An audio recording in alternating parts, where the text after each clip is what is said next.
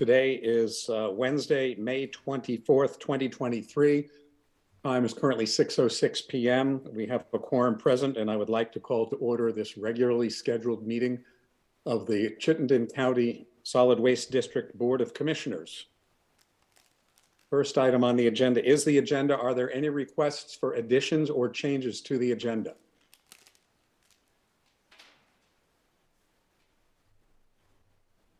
I'm hearing none. I'm seeing none. Therefore, the agenda will be accepted as presented in the meeting packet. Next item on the agenda is the public comment period. Are there any members of the public present in person, via Zoom, or via the telephone who would like to address the Board of Commissioners? There are not any members present. Thank you. I'll give it another moment.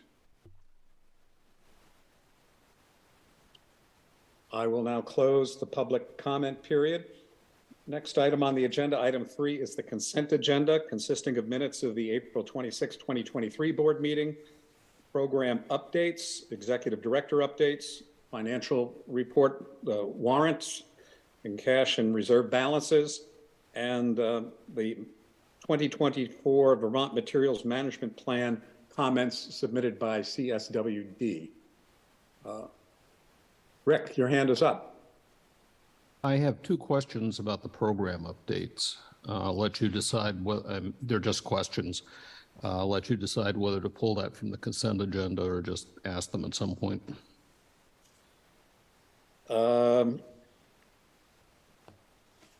They're not substantive? They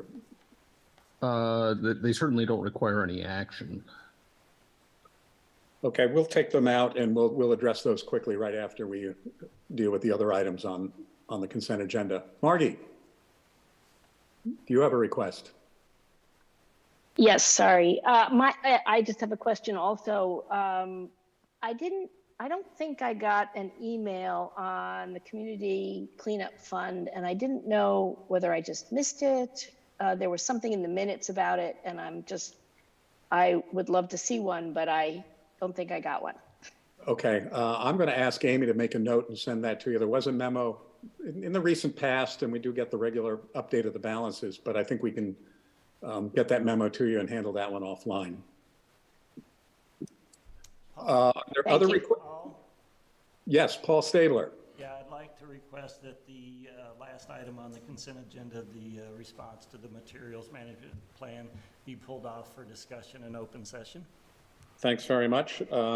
My intent on that, since that deals with kind of government issues and our relationship with Montpelier, I'd like to move that item out when we take it out of the consent agenda, combine that with item number 5, the legislative update. I think they might all be part and parcel, really a similar theme, and I think it would be an efficient way to address that and have any questions answered. I agree. Thank you. So right now we have requests to remove the program updates for a couple of questions, and we will move the Vermont Materials Management Plan to item number 5, legislative update. Any other comments or requests concerning the consent agenda? Hearing none, the consent agenda, with the exception of the program updates and the Vermont Materials Management Plan, consent agenda is approved as presented. I neglected to inform the board that Sarah is on the road, I believe, right now. She alerted me ahead of time that she was down in Massachusetts and is on the road, and that she might very well be late for the meeting. So we're going to do our best without her until she arrives, but did want to explain to everybody why she is not here right now. With that, we'll move on then to item number 4, the June annual organizational meeting preparation.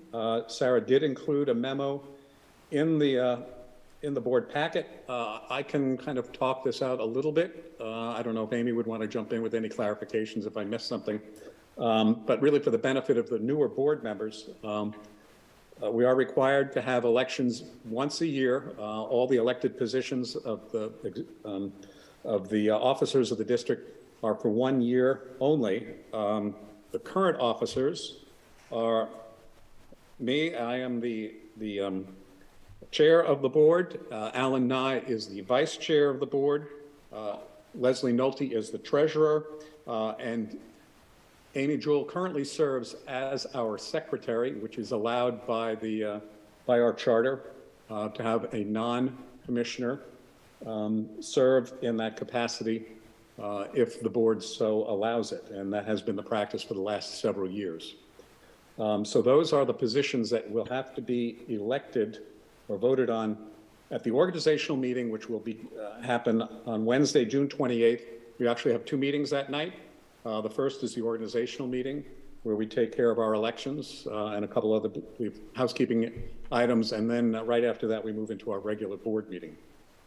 My understanding is right now there is at least one incumbent. There is one position where there will not be an incumbent position to be elected. That would be the position of treasurer. So if there is an interest by other commissioners to put your name forward, that would be welcome. I'm not going to put anybody else who's currently an officer on the spot to ask if they're going to be submitting their names. But as Sarah outlined in her memo, commissioners can self-nominate up till, I believe it's about June 16th. And I believe Sarah will be sending out an email soliciting those self-nominations. But you are welcome to nominate yourself. As also stated in there, it is possible for a commissioner to nominate another commissioner for a position, but that nominated commissioner, presuming who has not self-nominated, that commissioner would not be added to the ballot until that commissioner assents to the nomination. We don't want to draft somebody against their will to serve one of these in one of these positions. Let's see that she's outlined the election process. It's a secret ballot. For those attending via Zoom, there'll be a separate breakout room. Ballots will be counted. The case that happened last year, there was one of the positions. Actually, that was for the executive board, which I'll get to in a minute. But in case there is a tie vote, we would go to a second vote, try to break the tie for any position to be elected. Let's see, the Board of Commissioners also has an executive board, functions kind of as an oversight and a sounding board, and deals with some issues that don't need to go before the regular board. The exec board meets monthly, usually meets monthly, 1 week before the regular board meeting. And as I always like to say, all these meetings, the exec board meeting is certainly open to all commissioners. You don't need to be a member of the exec board to attend the meeting and to participate in the discussion. You just wouldn't be a voting member. The current members of the executive board are, I am the chair of the exec board by virtue of my being chair of the full board, Alan Nye, Paul Stabler, Kelton Bagaski, and Lee Perry are current members of the executive board. I'm not going to put anybody on the spot to see if they'd put their names in the hat, in the ring at this point. But those are additional opportunities for commissioners to serve. And again, the voting process will be the same as what I outlined and what's in the memo for electing the officers. And again, in case of a tie, we'll go to subsequent votes in order to break the tie and arrive at hopefully a fully rostered executive board. And then the last item in her memo is the other standing committee that we have is the Finance Committee, and the members of that committee are appointed by the chair. It has been our practice that the treasurer serve as the chair of the Finance Committee. To be honest, I don't know if we do not have a commissioner serving as treasurer, and if we were to appoint somebody who is a non-commissioner, I'm not sure if that person would chair the Finance Committee. In that case, we might be looking for a commissioner to do it, but I'd need further clarification should that transpire. Amy, did I miss anything important? Just wanted to thank the town of Williston for allowing us to use their space since 2006, and we are excited to have our June meeting in our new office space. Our AV is being set up tomorrow and Friday. We'll have to do a little trial run, but then the plan is to invite everybody in to come to see our new office and to hold that meeting in June at the office. So we hope you can all make it. Cool. And we will certainly include the minutes of the last organizational meeting as a guideline to follow along in the packet, as well as Sarah's memo. But if everybody that's interested in positions could get her that information by, as she noted, June 16th, that would be great. And if we don't have any contested positions, we may, I believe last year we decided to just do a vote, and it was a little bit simpler process. But if we have contested positions, certainly we'll do the Australian ballot process. Paul? Yes, Alan, then Bryn. I would like to see if we could put together a letter and have Sarah and you sign it to the town of Williston, thanking them for the many years of use of this facility. Thanks for the suggestion. I'm sure we will, we can handle that.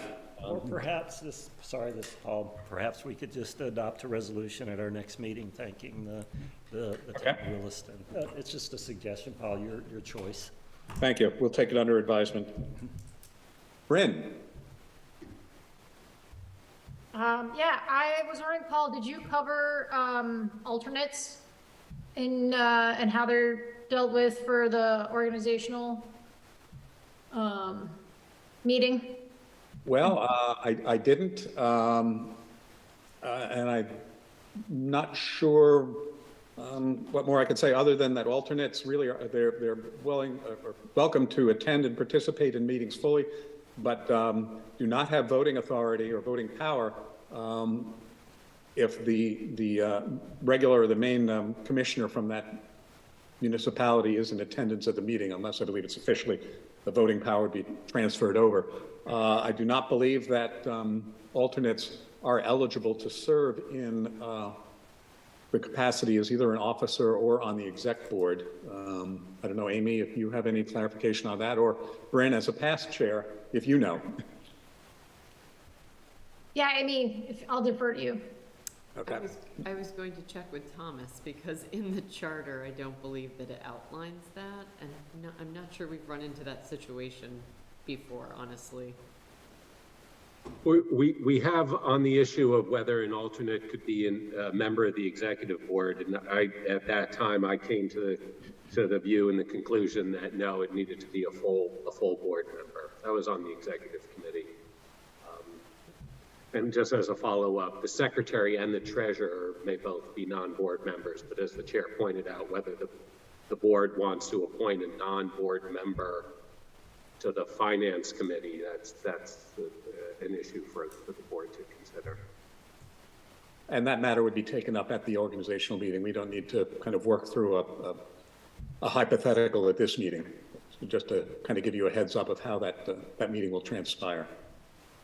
Yeah, thanks. I wanted to make sure, especially since we have alternates on the call tonight, that that was a reminder for everyone heading into June.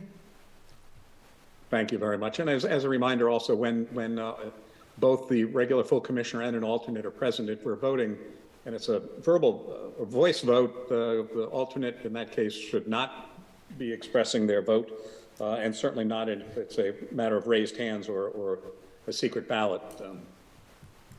The alternate should not be participating in that election or that action. But again, other than that, I fully welcome the points of view from alternates and encourage them to participate as fully as possible in all our meetings. Any other questions or discussion on the organizational meeting preparation? I'll take this opportunity also to say very soon, there'll be an email coming out to commissioners. We conduct an annual evaluation of the executive director's performance. I think I've given you a heads up on that.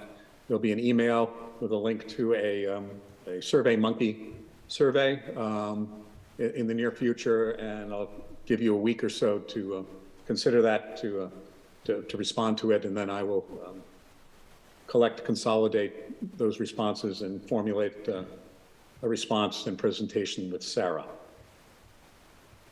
That will be coming up again in the next several weeks. Any other discussion on organizational meeting?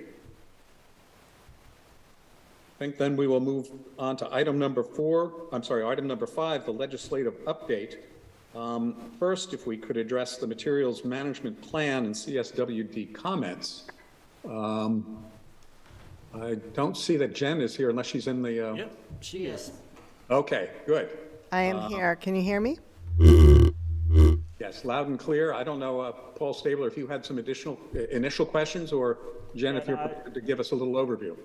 Yeah, I'd just like, first of all, I'd like for the new board members, I'd like for Jen to just describe the process with the state and, you know, how the materials management plan, you know, affects solid waste in the state.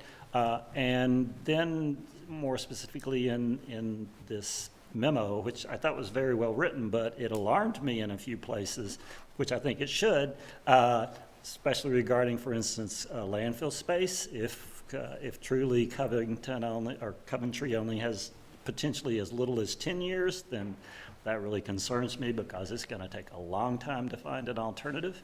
I'd like to hear what the state is or isn't doing to address that. And then as well, biosolids with PFAS, that's a real concern. And I realize you may not have a lot more to say other than what's in the memo, but still I would just appreciate if you could go through some of those things with us.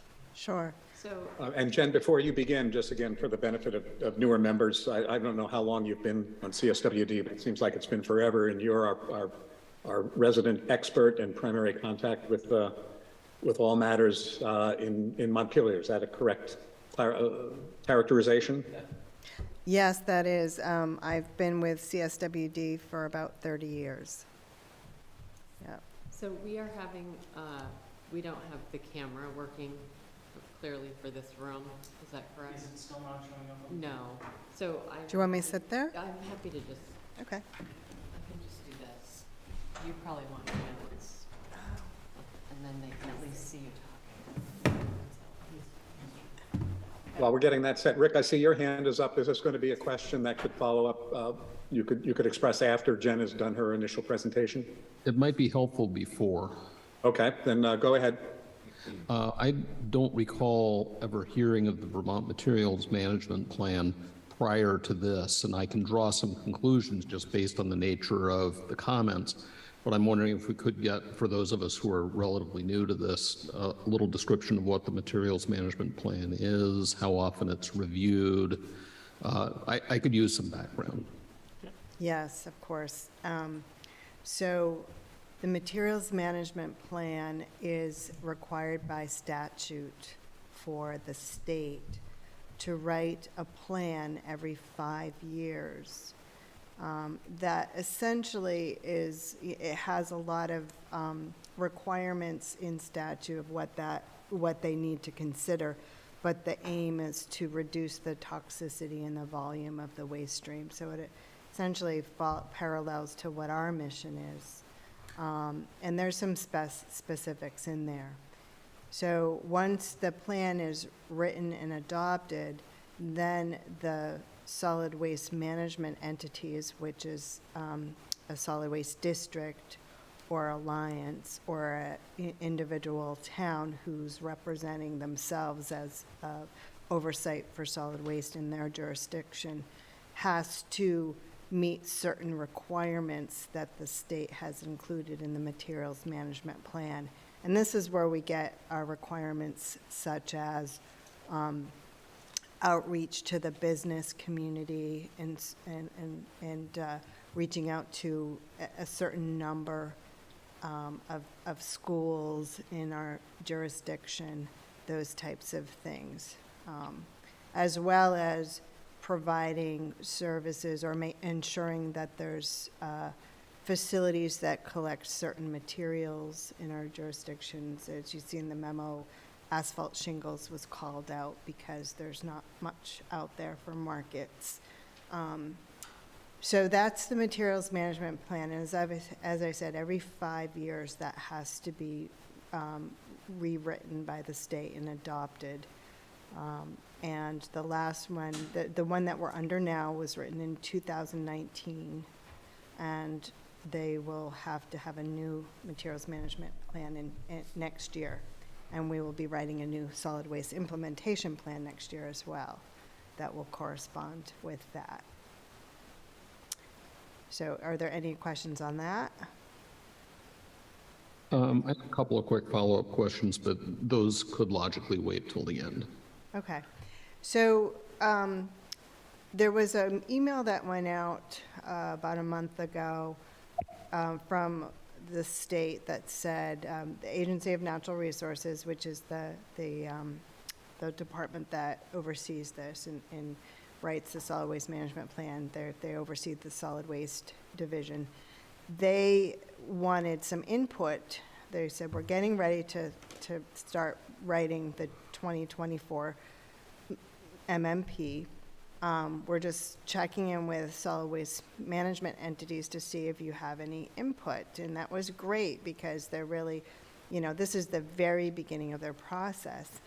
And staff at CSWD felt that this was a good opportunity to really voice our request for the state to really look at some of these hard issues that are before us and not just what the statutory requirement is, which is, work towards reducing the volume of and the toxicity of the waste, but looking at issues like the landfill capacity and the PFAS issue as well, because these are big statewide problems that we really need some leadership to focus on and work together to figure out what we're going to do.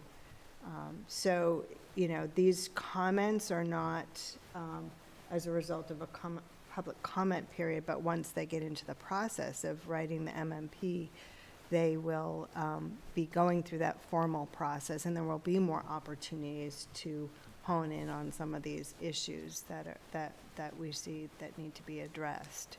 So that was the premise of that memo. We've got a lot of time between now and when they have to come up with the next MMP and a lot more opportunity, but it's just to get that conversation started and to get on record that we're really concerned about this and would like the state to look at it. And then there was all the other issues that we just commented on that just, like the asphalt shingles, the smaller things of these, the nitty-gritty of, what we're required to do now and how we might like to see that done differently. I will point out that one of the comments that I made was about the biosolids, and there's been the requirement in the MMP is really to involve solid waste management entities with biosolids, but it really is handled by the municipality that generates the biosolids. And there's not a lot that we can do to change, to change the outcome of biosolids in terms of waste reduction. There's not really much we can do for education. So there's just not a lot in our jurisdiction, and that is an issue where PFAS is cropping up as well, where, again, we need state leadership to look at what are we going to do with biosolids if land application is no longer an option, which it looks like it's going in that direction, and if landfilling it becomes not an option as well. So looking to the state to help resolve or help solve that issue, or to look at that issue when they're considering regulations on biosolids. Is there anyone, in A&R that you're aware of who's actively, addressing or at least having discussions about these bigger items in terms of disposal capacity, MSW disposal capacity, and/or biosolids? I mean, are there any conversations being held at the solid waste agency, or Is this something like that, they're just waiting, like Congress is waiting for the debt ceiling to fall to the very end, and and they're gonna wait till everything blows up? So, I don't know, are you aware of any, any action being taken at the state level? Well, I did spend a lot of time at the legislature in the last couple of weeks, and I did talk to Matt Chapman quite a bit, who is with the Agency of Natural Resources and head of the solid waste group, and they are definitely talking about it. Okay. There's definitely concern. So action Okay. is another, there's no action being taken at this time, but there's definitely conversations that are happening. Okay, good, thank you. That's what I mostly wanted, to make sure the state wasn't asleep at the wheel, and was, beginning to really look at this, because I think these things are going to take years and years to Agreed. resolve, so. Yeah, they're aware, and I think, as again, this was a way of expressing our concern as well, and, we're here to start having that conversation with them. Okay, thank you. Bryn? Related to that question, has CSWD thought about any contingency planning for finances, or just being kind of fiscally aware of the need to send the materials out of state, and what that impact might be to the district and to the per capita that we've been able to avoid thus far? So when you say send materials out of state, Bryn, what do you mean? Rather than sending them to Coventry. So are you talking about MSW or? Yes, waste, yeah, the trash. As far as I know, we haven't built any type of contingency for that. I think, we're 10 plus years away from that evolving. So we're certainly concerned about it, and it's why we've started talking about it more publicly and trying to get people to talk about it and be thinking about what are we going to do. Okay, thanks. And again, just to remind everybody, there's one active landfill in the state owned by Casella. I guess there are a couple of other locations that are technically, they permitted, but really not viable for future landfills. So it really is a problem, I believe, going forward. And something that it's certainly bigger than Chittenden Solid Waste District, but we need to have a voice and raise the alarm. Leslie.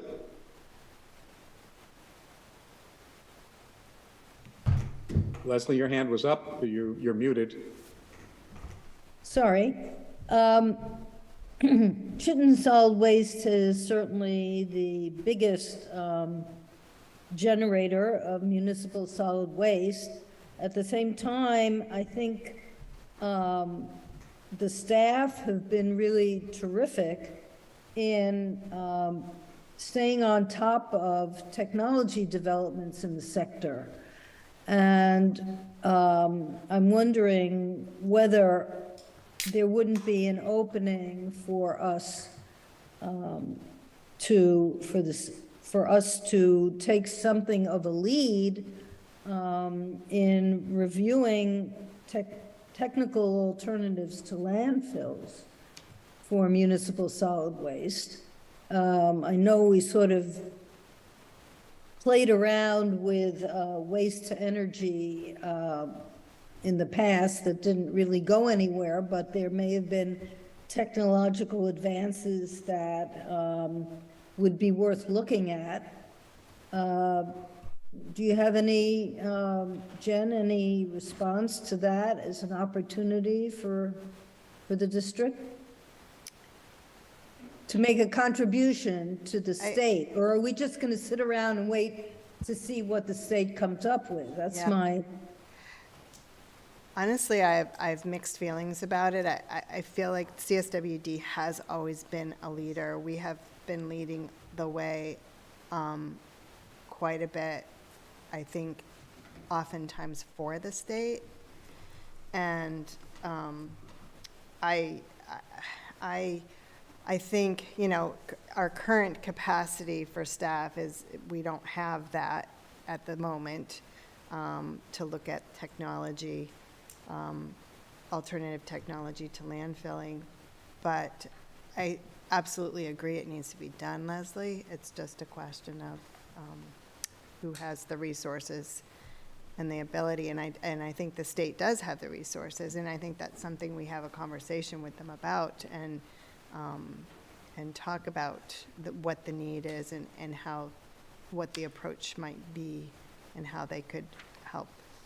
So I have mixed feelings about it. I would love to do that on one hand, but I also feel like the state should probably do that as well. Well, my only concern is, yes, you know, we can all agree that the state should. The question is, will the state? And, you know, is there going to be a vacuum there? But I think we look to you, Jen, to come back to us and give us a sense of, you know, something more than what Paul Stabler raised. Okay, they're talking about it, but how are they talking about it? What are they Yes, looking at? absolutely. Who is somebody, We'll do that. is somebody going to be designated to take the lead on it? Is that person going to be given any funding? You know, it would really be good to start to get some answers on a more detailed level, rather than, you know, sitting around and hoping they give us some information, you know. No, That's But- something we can raise with Sarah, not It's put the talking. full burden on Jen at this Yeah, point, I think. Did we lose something? But it raises a very good question. In the absence of leadership at the state level, what's our role?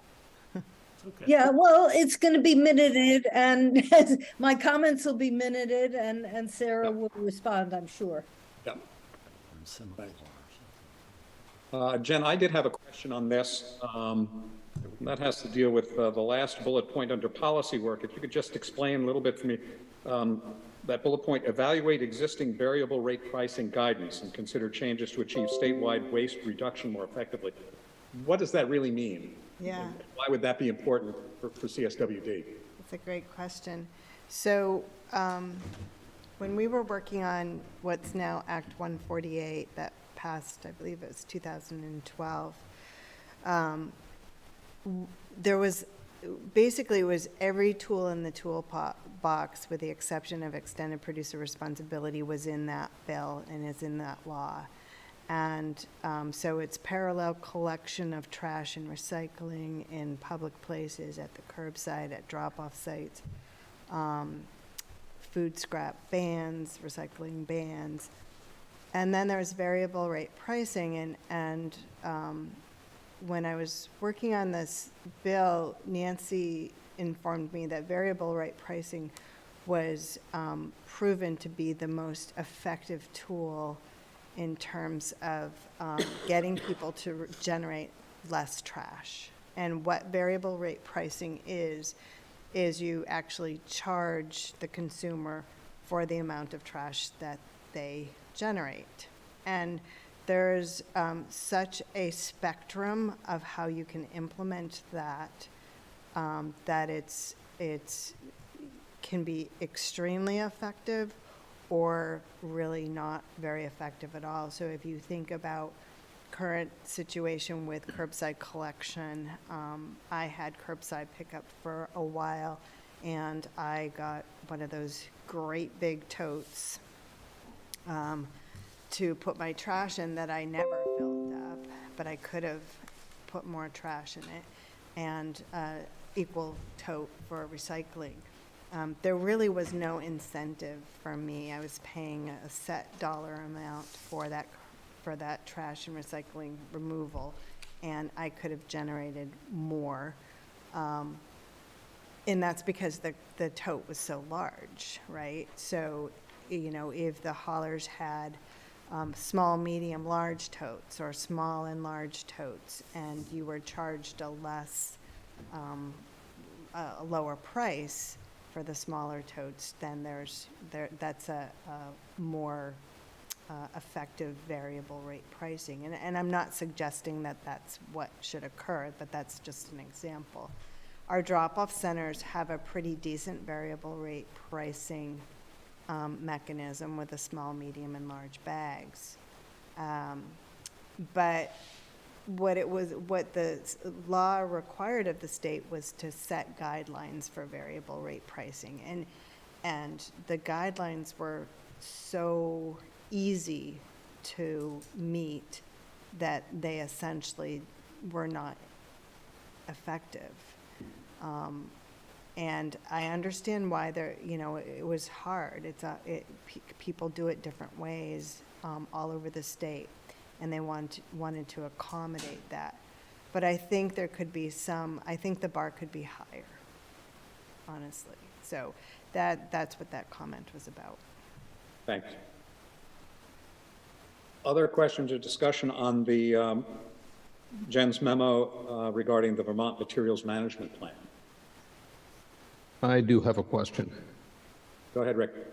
I'm finding this a very interesting discussion because I didn't know about this plan until these minutes the agenda came out.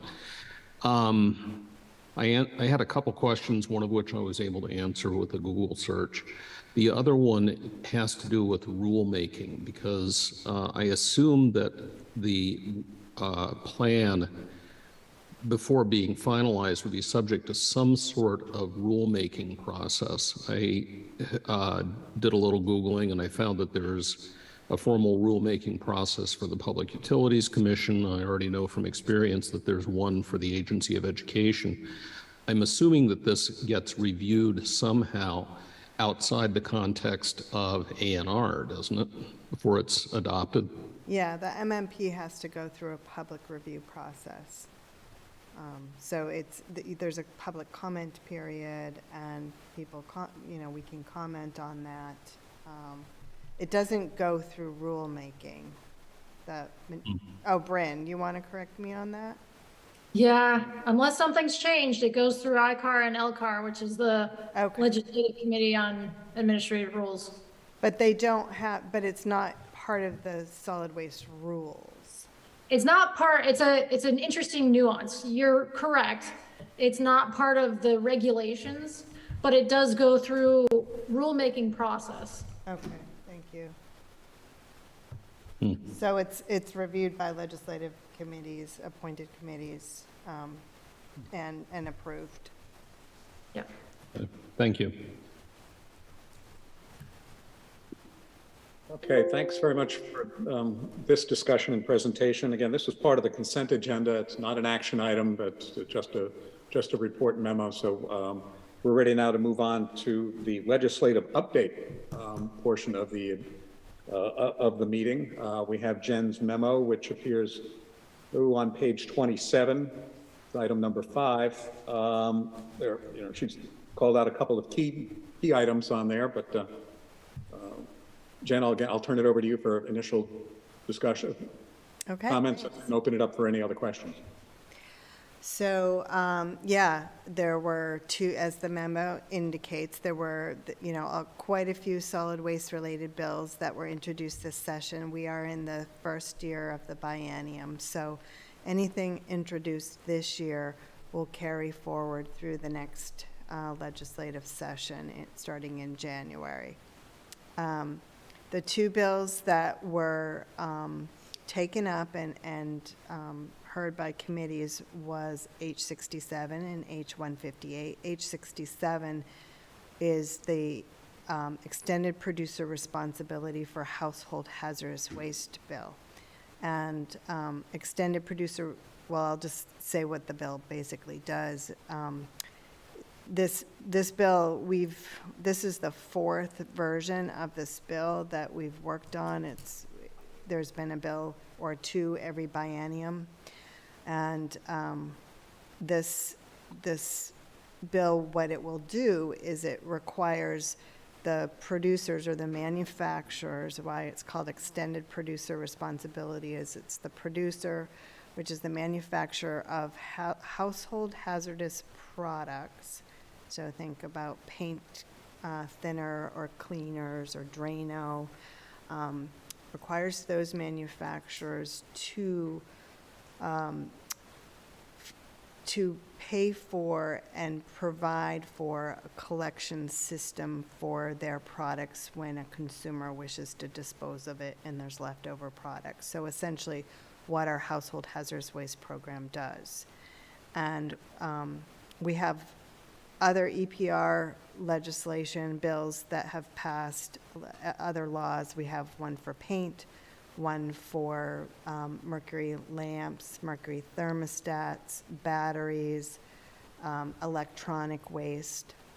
And what they all do is they require the manufacturers to form an organization, to write a plan, submit it to the Agency of Natural Resources for approval of how they will go about providing convenient collection services for consumers to collect their waste.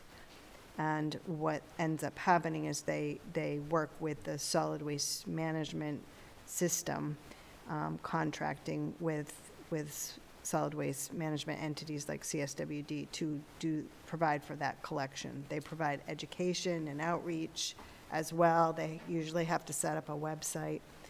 So this is a really exciting win for us. It's the first in the country, which is really phenomenal. Oregon had a bill a couple years ago, and it didn't go anywhere. And it's going to save us a significant amount of money. We anticipate that the one thing that we made sure in this legislation was that our facility and labor costs would be covered as well. So in terms of the products that it covers, it only is covering about 25 to 30% of the products we collect because we already have paint and other products covered under other EPR programs. And then there's just some things that aren't covered, like old gasoline and things that don't come in original consumer containers such as that. But even so, I anticipate that, you know, it will save us $100,000 to $150,000 a year. It will help provide more education, make people more aware of how to properly manage their products. It provides an incentive for manufacturers not to produce hazardous products and maybe make their products less hazardous so they don't have to be handled and managed in a special way when consumers are done.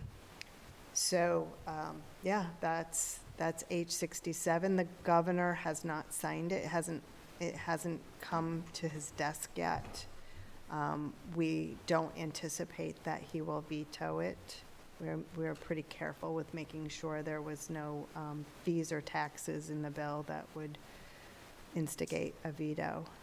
So we anticipate that it will either be let, you know, go into law without the signature or will get signed by the governor.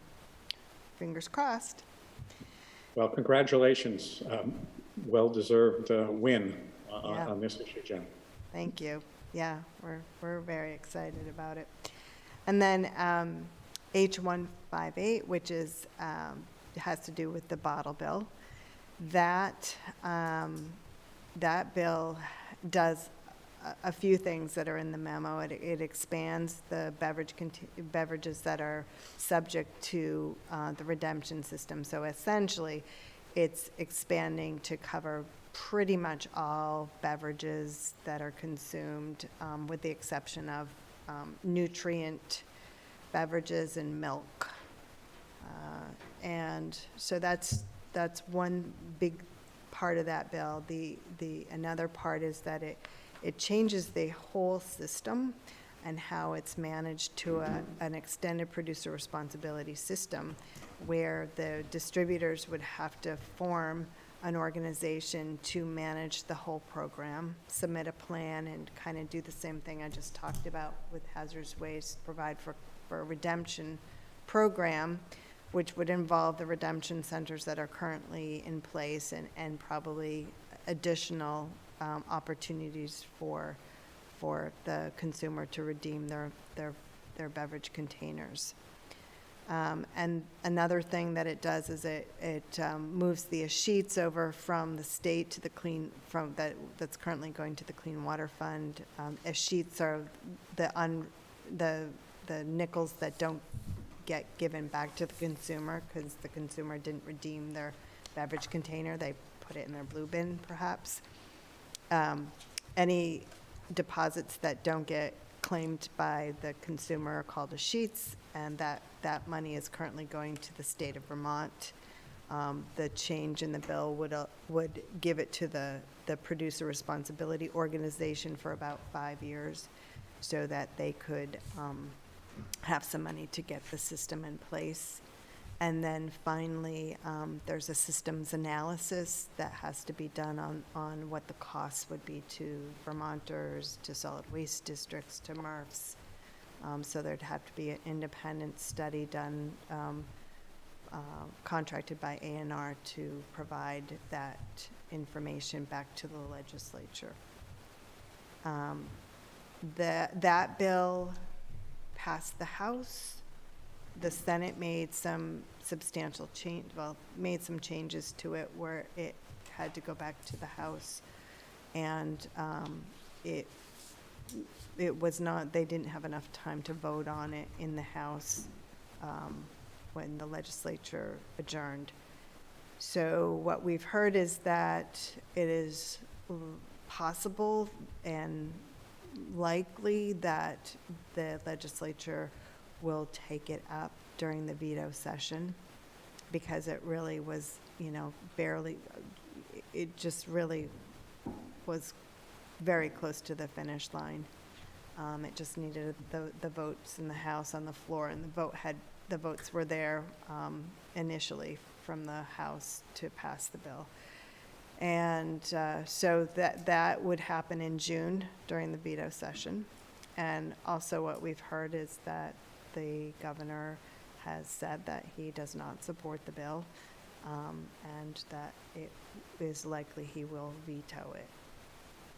So if that happens, as I said, the legislature, the bills still are in play next year. The legislature can take it up again and try to override his veto. But the Senate, when they passed it out, did not pass it out with enough votes that would override the veto. So it's more to come, and there's a lot of ifs.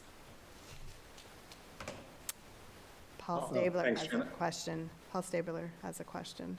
Okay, Paul?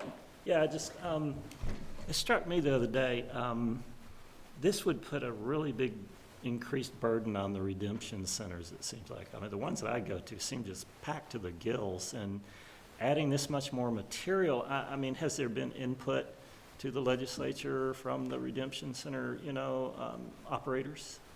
Yeah, so that's one of the reasons why, so the redemption centers are in support in general. A lot of them are in support of this, but they're also in support of it because of the changes that the producer responsibility organization would have. Vermont, from what I've heard, is the oldest in terms of technology bottle bill state. Okay.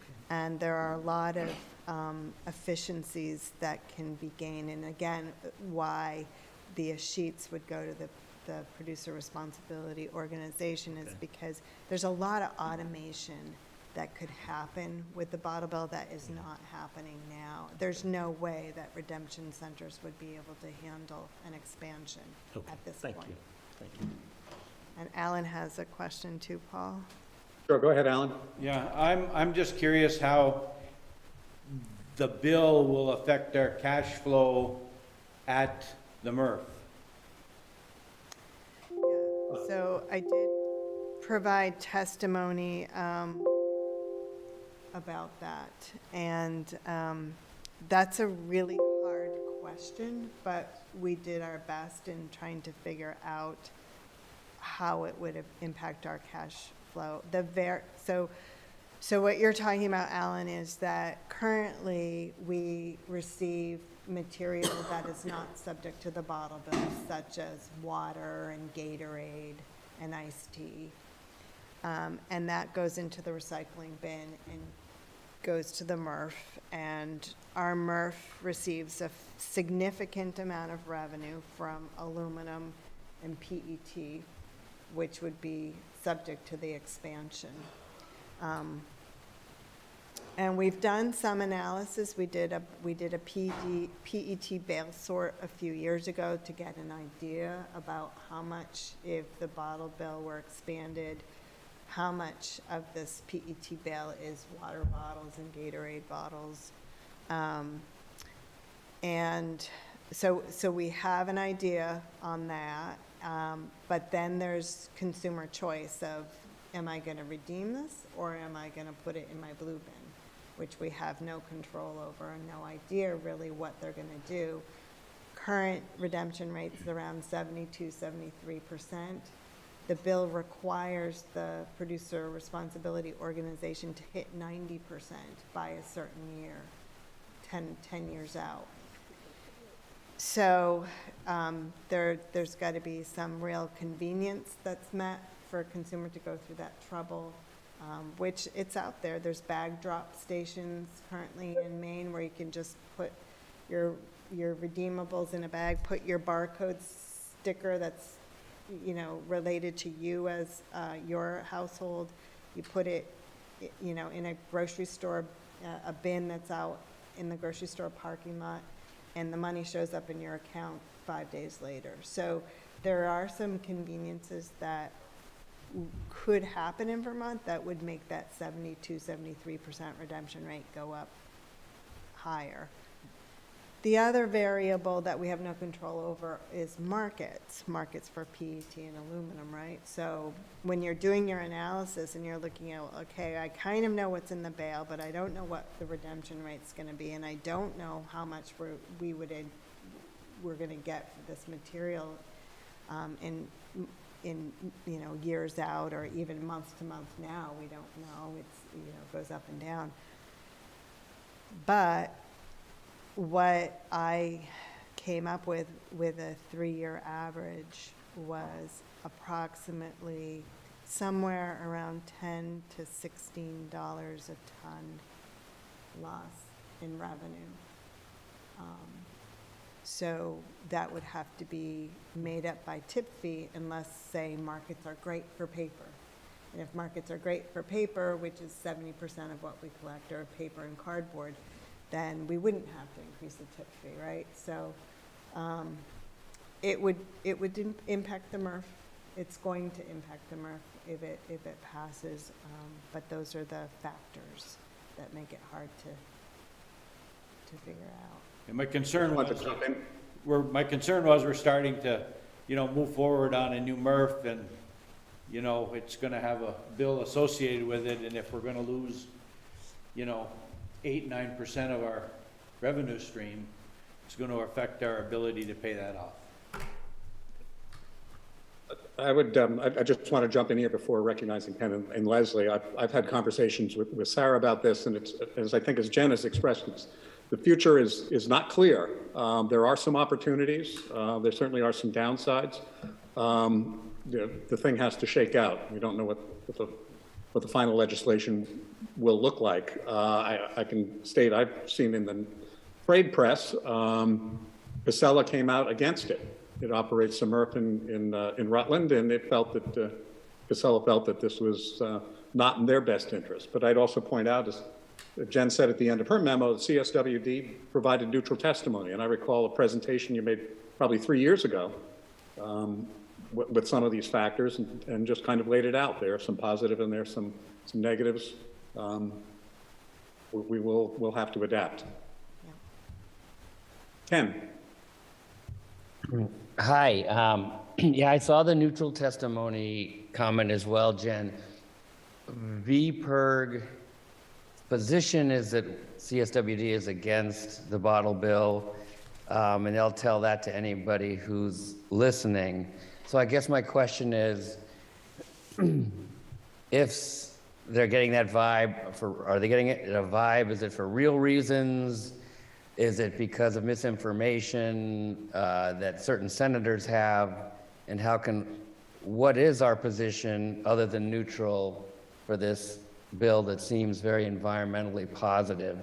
And how can we address the perception that we're against it, if that's true? And one of the reasons cited was that Thomas Chittenden tells everyone that he's voting against it because he does what CSWD wants. So are we talking about misperceptions, or are we talking about something that's not being said here and that we should know about as board members to talk to our people about? Right. That is absolutely a misperception, and Thomas Chittenden does what Thomas Chittenden wants and has voted this way on the bottle bill consistently. And I've talked to him, and he's come to his own opinion about the bottle bill. VPIRG has been in the rooms when I've testified. They've heard what I've said, and I've never said that CSWD is opposed to H158, which are the magic words from any witness that tells the legislators what side you are on with a bill. VPIRG has not appreciated some of my testimony because I have raised concerns about the cost of recycling for Vermonters, and I've told them outright it will raise the cost of recycling for Vermonters. There's no doubt about it. So that's just a fact that legislators need to know when they're making their decision. And I think it's important for CSWD to provide that information, having the only publicly owned MRF in the state. Okay, so we don't want to support this bill. We want to be neutral about it. Yeah, so a few years ago, I did provide a presentation to the board, as Paul referred to, and the board actually signed a resolution that at that meeting opposing an expansion to the bottle bill. So the problem with the bottle bill is that there are a lot of people in favor of it, and there's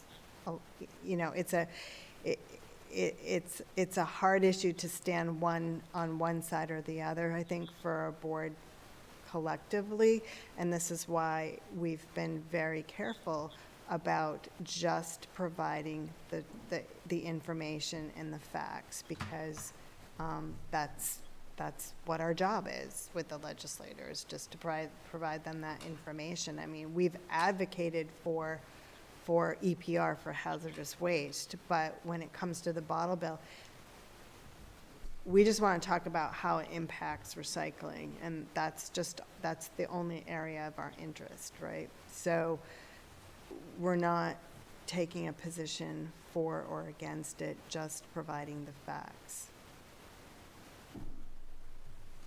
It may be worth, if any commissioners want to learn more about this, you could reach out to Sarah, and we could find, I thought it was maybe 3 years ago when we had a presentation at the board level and this resolution was passed. That might be, you might be interested in getting the minutes of that meeting and seeing what was said. I think there was a PowerPoint presentation as well. I'm sure some of the information has become dated, but it might help educate you more on the issue.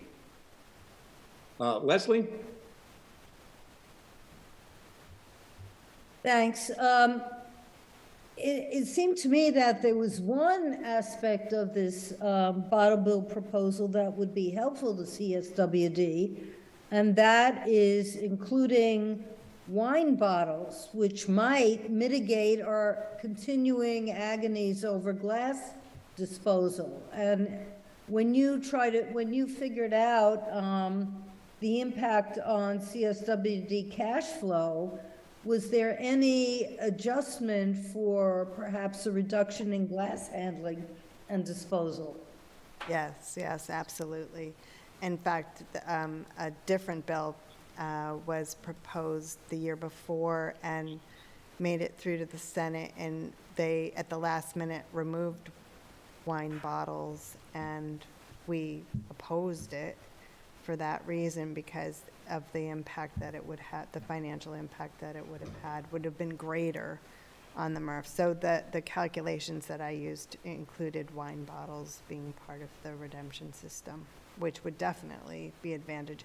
And I've spoke out in my testimony, I have said that we do support an expansion of the bottle bill to include any glass containers. So, you know, that is one area that I spoke very positively about, expansion of the bottle bill. Thanks. Bryn?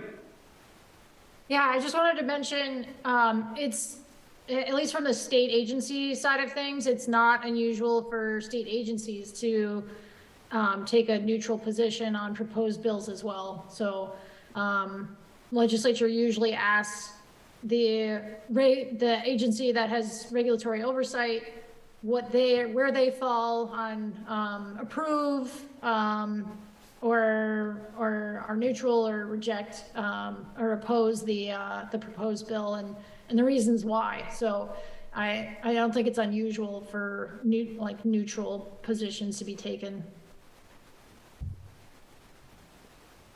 Thanks, Bryn. Other discussion on these two bills that have the most action in the legislature? Jen's memo included several pages of tables with additional proposed legislation. It looks to me that very little action has been taken on any of those. I don't know, Jen, if there's anything you want to point out about any of them that we might want to be paying attention to as they wend their way through the legislative review process? Yeah, there hasn't been any action. There's been discussion, there was discussion about the Coventry landfill that came from Northeast Kingdom representatives of wanting the state to look for a landfill location other than Coventry. But nothing was really taken up. And then there is a lot of discussion, there's a lot of concern and conversation about PFAS, but nothing was formally taken up either. I think they're waiting for a study. I think the state is reporting back to the legislature in January on some testing that they're doing on PFAS, and they're waiting for that.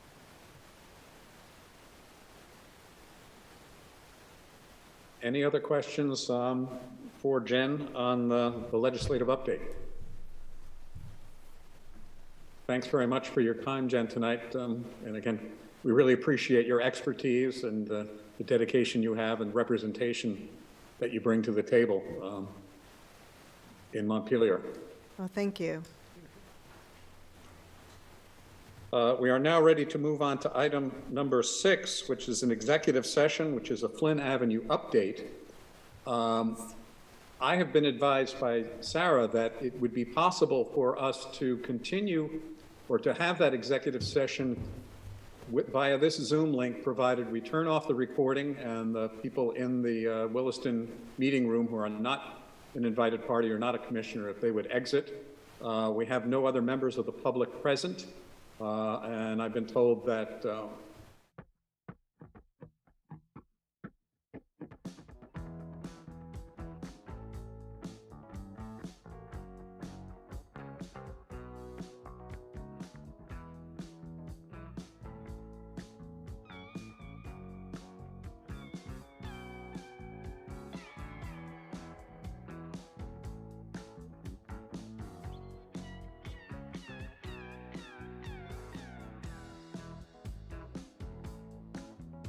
That's okay. So this discussion Will I be recusing myself from this discussion in executive session? I'm not sure what, if is going to be talked about without Sarah being here. Well, I have some talking points, which are essentially what was covered in the exec board meeting the other day. So I think I'm comfortable with having you to be present at the beginning of the meeting to hear what's said, review it, and you could offer any insights that you might have. But once we get into a discussion about the particulars and how the board might respond to anything that's presented, at that point, I'd ask you to recuse yourself. Okay, because I did recuse myself from the executive session at the executive board meeting. Was it the entirety, or was it? I believe it was the entirety. We were talking about I think there was two separate issues with, I can't remember. Okay, I let's thought there go was ahead. two. I was in there for the beginning, and then when it came to the Flint Avenue discussion, I recused myself. Thank you. Let's have you recuse yourself then. Oh, yeah, I just want to be consistent. Okay, thank you. And again, there's no other action at this point after that, so if you don't want to hang around, that'd be understandable. Okay, so I will, if you're staying here, then I will just sign out of this Zoom meeting, so, Thank you. okay, thank We you. have a motion to enter executive session. If the secretary could read that in. Motion that the Board of Commissioners of the Chittenden Solid Waste District go into executive session to discuss the contract negotiations with the City of Burlington, where premature general public knowledge would clearly place the district, its member municipalities, and other public bodies or persons involved at a substantial disadvantage, and to permit authorized staff, other invited interested parties, and the Solid Waste District Attorney to be present for this session. So moved, South Burlington. Seconded, Essex. Thank you. It's been moved and seconded that we enter into executive session for the purposes of discussing the Flynn Avenue property. All those in favor, please say aye. Aye. Aye. Any opposed? And any abstentions? Thank you. We will enter into executive session with the understanding that the commissioner from Burlington will recuse himself, and that we will have our counsel remain with us, and no other parties will be allowed into this discussion. So as soon as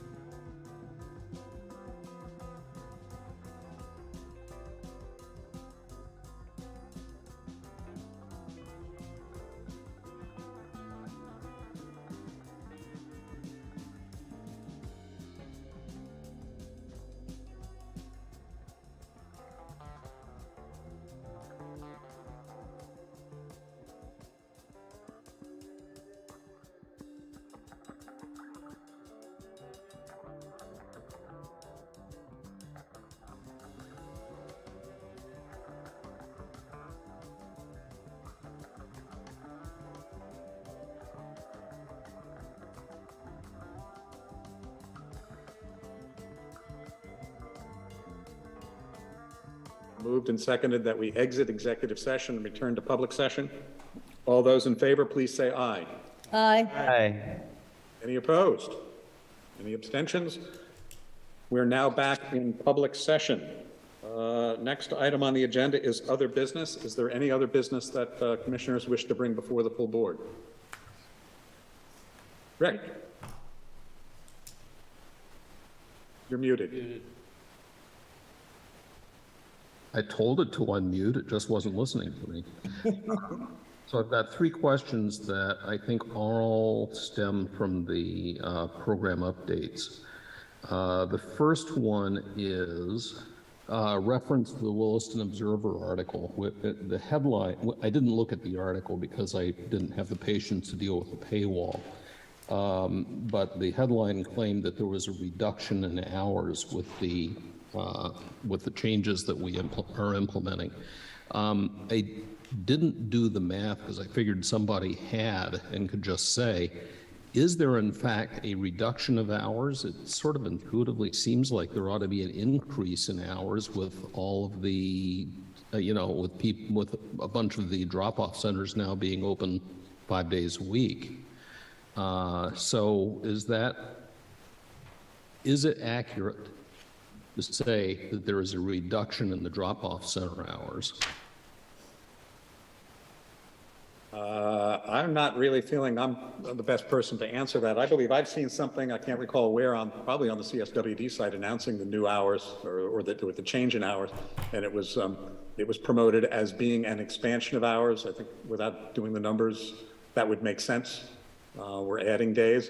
It would certainly be correct to say the number of days are being reduced because we would no longer have one location open on Monday. This is Jen. I can speak to it a little bit. I was out of the room for a few minutes when this conversation started, but Related to the Williston article. Oh, just the Williston. Oh, okay, thank you. I missed that part. But yeah, overall, we're looking at drop-off centers as a whole. With the change of the hours, it's an expansion of service. The Williston drop-off center is a reduction, but other centers have increased. So overall, there's more hours. Which raised I'm sorry, go ahead. Well, I was just going to point out that people can use any drop-off center. It doesn't have to be the one in their town, so. Well, my question really stemmed from concern about messaging. If the Williston Observer is claiming that we're reducing hours, are we doing anything in terms of outreach to say, no, we're not reducing them? In fact, there's increased opportunity to access the drop-off centers. Yeah, we are. The Messenger article came out, it's like two weeks ago, maybe. And it was ahead of our messaging, and we are rolling out our messaging now, which will, include that message of the overall hours are increasing. But we're also including in that why we're doing it, which is consistency, giving employees 2 days off in a row, the whole reasons behind the decision. So that's rolling out now. We don't want to get too far ahead of it because what will happen is people will think that the hours have changed now if we message it right now. So we are getting, the drop-off centers have a sandwich board out that is giving our customers the heads up. They have handouts at the booth that they're giving every customer with new hours and new fees starting July 1st. And then there will be some advertisement that we do when the date gets closer and into July and August to let people know. Okay, thank you. Yep. My second question, it's really following up on what Margie commented on early in the meeting. In the section of the minutes from the last meeting, Section 4, the Community Cleanup Fund update, there's the statement that staff will send a draft email to board members so that they can send information out in the Front Porch Forum. And it was also requested that CSWD and board members provide information on what other towns have used the funds for. And I just want to make it clear that what I need is that information. I would love to be able to put something in Front Porch Forum, try to gin up some interest here before the money expires at the end of June, recognizing that there will be more money starting in July. But, you know, it just seems like a good time to put this out, but I just don't know enough to put it out. So I'm really waiting specifically for that email. After which I may still have some more questions, but that would at least jumpstart my understanding of the Community Cleanup Fund. So I'm hopeful that that's on the way, or if it has already come out, somebody's going to need to resend it to me because it's not in my inbox. Noted. So that's just a request. The third question is, there was something in the program update that made it sound like the water line was a done deal. What is the status of the water line extension?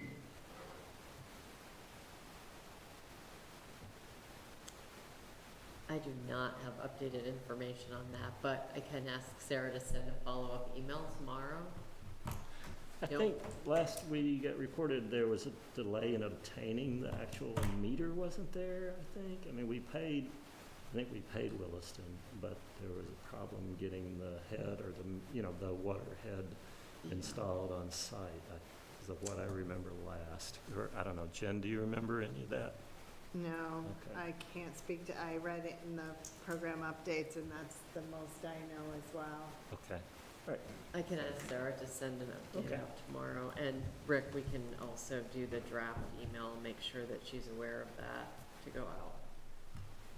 Thank you. I'm done now. Okay, thanks, Rick. If there is no other business to come before the board tonight, entertain a motion to adjourn. So moved, Essex. Second, South Burlington. Thank you. It's been moved and seconded that we adjourn for the evening. All those in favor, please say aye. Aye. Any opposed? Good night. Night, everybody. We are adjourned.